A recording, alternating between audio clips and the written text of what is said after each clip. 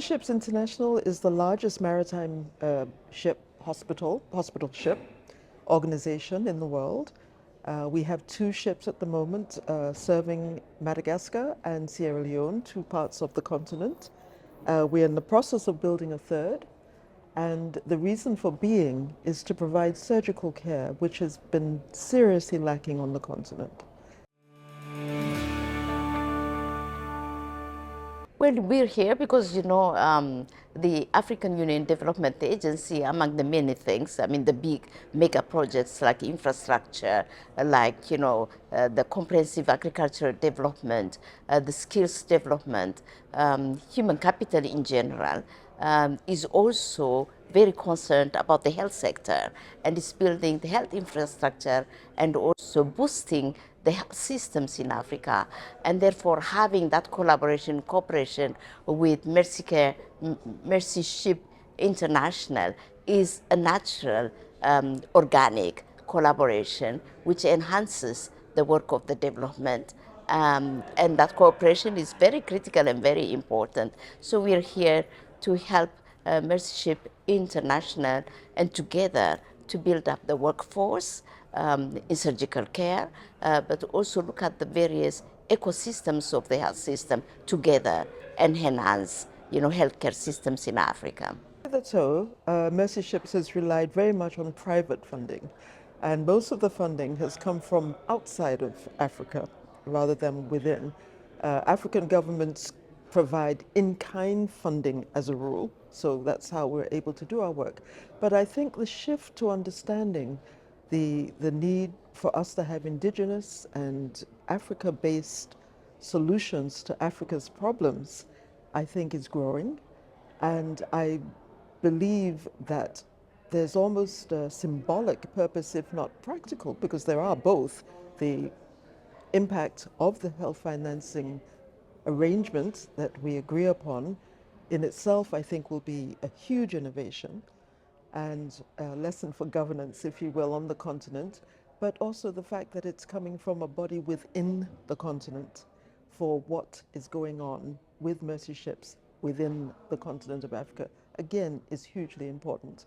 Number 2, and finally, but not the least, it highlights the importance of surgery and the absence of access for many on the continent to adequate surgery. I was telling Madame Nardos that the average number of surgeons available on the continent is just 2 per 100,000 patients. And of course, elsewhere, the minimum you will find will be around 90 surgeons per 100,000 patients.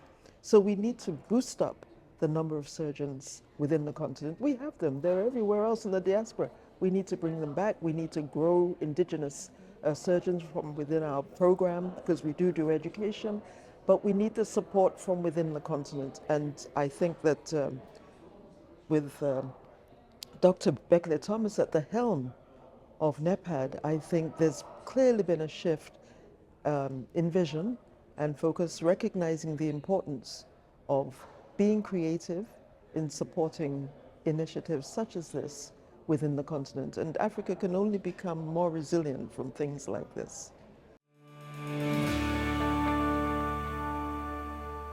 One of the advantages of the WPC is really bringing partners together and different stakeholders together, government authorities, private sector actors, actors, development partners, and these networking opportunity has made it possible for the 2 of us, although we knew each other, but for the 2 of us to bring that partnership together.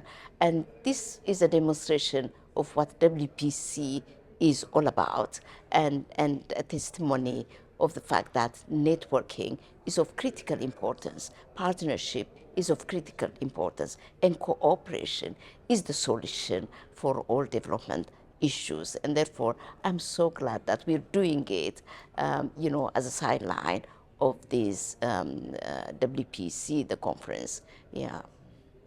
Well, I totally agree. I mean, the only thing I would add is that the WPC is always focused on governance, elements of good governance, and I do see this as one of the legs, if you will, of good governance on the continent. People always dismiss governance in Africa, but I do think we are making movements, and people such as Mrs. Thomas have certainly upheld a high standard of governance structures in whatever she has done. And Mercerships, I think, being well known as it is for the work that it does, again, within this context of global governance, I think this actually has turned out to be a very serendipitously appropriate venue for this to actually occur, because we are under the umbrella of global governance at the 17th edition of the WPC. I have attended the WPC before, as has Mrs.